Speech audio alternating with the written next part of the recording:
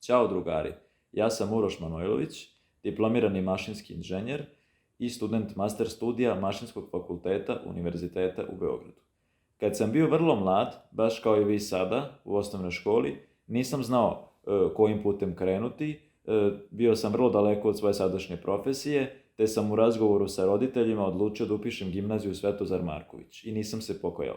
Tokom 4 godine provedene u gimnaziji na prirodno-matematičkom smeru, stekao sam brojna znanja iz prirodnih društvenih nauka jezika, koje su mi pomogla da se oformim kao ličnost, da počnem kritički da razmišljam, da drugačije posmatram pojave i društvo oko sebe. Takođe sam stekao neka bazična znanja koja su mi pomogla kasnije pri upisu na fakultet, ali i na samom fakultetu, da bih lakše položio, kako bih lakše položio neke ispite i lakše se snašao na fakultetu.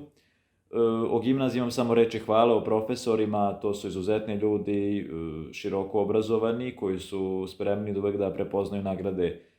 trud i rad učenika. Infrastruktura škole je jako dobra, tu je sala za fizičko, računarske učionice, tu su kabineti,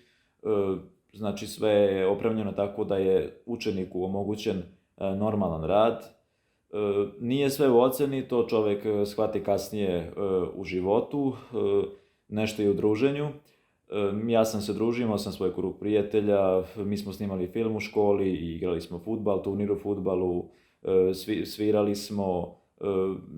družili se, imali anegdote, išli na ekskurzije, tako da sve o svemu imao sam lepo 4-godišnje školovanje u gimnaziji,